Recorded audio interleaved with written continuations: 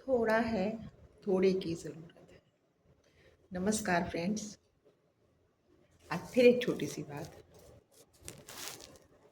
हमें भगवान ने जितना भी दिया और जैसा भी दिया, हम उससे ही संतुष्ट रहें।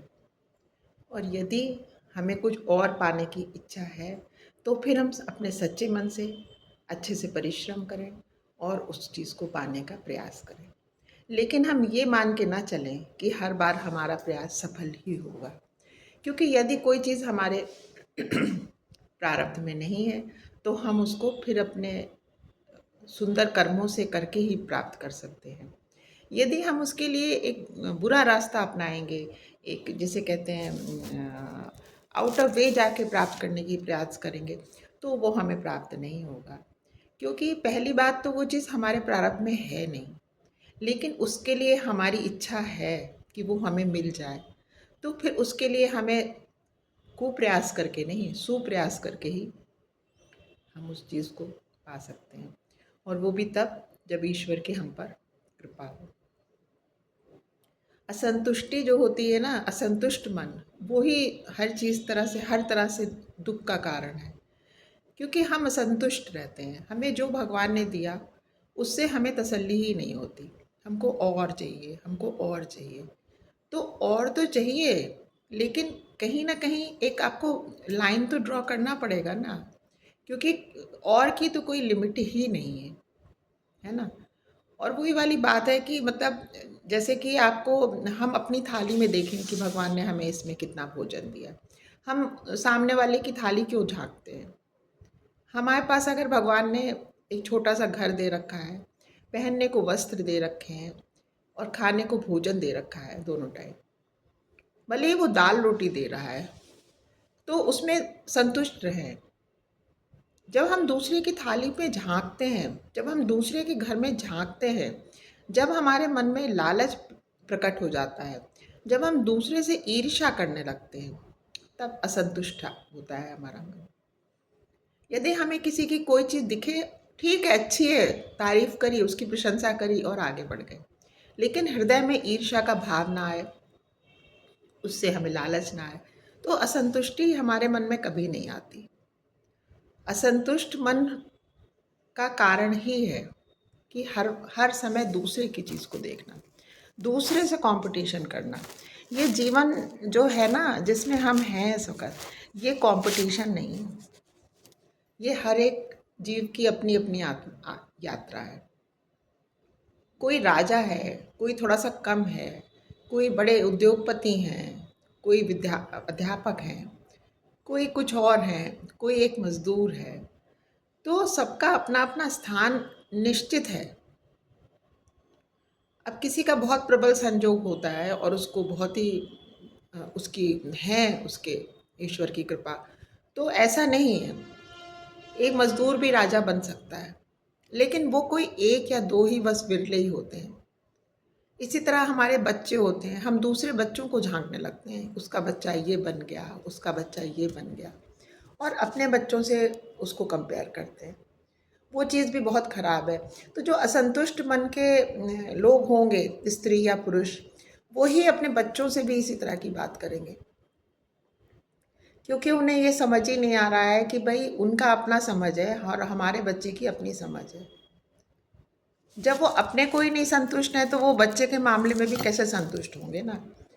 और इस तरह से आप अपने बच्चे को भी परेशान करते हैं। हाँ, आपकी इच्छा तो है, आपकी इच्छा और मंशा खराब नहीं है। आप चाहते हैं कि आपका बच्चा, हमारा बच्चा बहुत अच्छा बन जाए, लेकिन हर एक बच्चा एक सा नहीं हो पाएगा, जैसे कि हम और आप सब एक से नहीं हो पाएंगे, है ना। किसी का एक कमरे का घर है, किसी के दो कमरे का घर है, किसी के तीन कमरे का घर है, किसी का बहुत बड़ी कोठी है। तो बराबरी कहाँ है। ये अपनी हम लोग की देखी ना, ये हाथ की 5 उंगलियां भी बराबर नहीं हो सकती।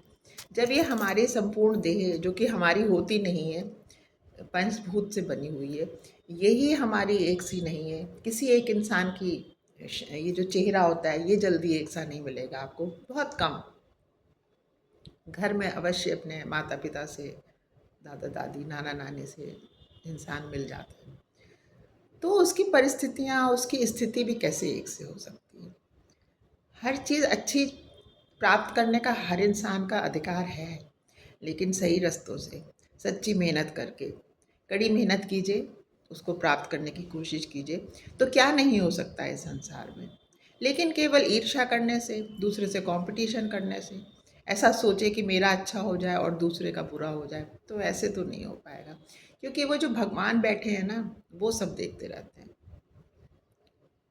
यहाँ पे हमें अगर सफाई नहीं है हमारे हृदय में, हम दूसरे के लिए बुरा सोच रहे हैं, तो हमारा आप निश्चित मानिए कभी अच्छा हो ही नहीं सकता।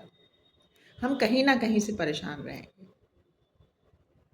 और जब हम दूसरे को देख के प्रसन्न रहते हैं, हमेशा उसको देख के अच्छा लगता है, किसी को भी देखा, किसी का बड़ी गाड़ी देखी, बहुत अच्छा लगा, हाँ भई, बहुत अच्छी-सी गाड़ी है। वो तो एक बहुत सुंदर सा भाव है। आप कोई पेड़ में देखते हैं, सुंदर से फल-फूल लगे हैं, आपको अच्छा लगता है। तो आप ईर्ष्या थोड़ी, हम उससे ईर्ष्या थोड़ी करने लगते हैं पेड़ से कि अरे इसके पास इतने फल हैं और हमारे पास नहीं है। वो पेड़ है, उसमें फल होते हैं, कोई आम का पेड़ है, कोई किसी चीज़ का वृक्ष है। बस इसी तरह मानव लोगों में भी हर जीव में एक अच्छा सोच रखें हैं, क्योंकि सब कुछ हमारी सोच पे निर्भर है। ऐसा कुछ नहीं है कि एक जिसके पास कम है वो ऊपर नहीं जा सकता, बिल्कुल जा सकता है, निश्चित ही जा सकता है, लेकिन अच्छी तरीक़ों से। क्योंकि हम जब गलत तरीक़ों से कोई चीज़ प्राप्त करते हैं, तो वो फिर गलत का अंत क्या होता है? बुरे का अंत तो बुरा ही होता है ना? तो बस थोड़ा है, थोड़े की ज़रूरत है। उस थोड़े से ही प्रसन्न रहिए। भगवान को हर पल, हर साँस में जब हम ग्रैटिट्यूड देते हैं, तो ईश्वर को भी अच्छा लगता है कि ये इंसान एहसानमंद है। और हर समय हम भगवान से बस माँगते ही रहते हैं, माँगते ही रहते हैं और, लेकिन हमारी संतुष्टि नहीं होती। लोगों को क्या, आपने तो देखा होगा, मैंने तो कितनी बार देखा है कि लोग भगवान को कोसने से भी बाज़ नहीं आते।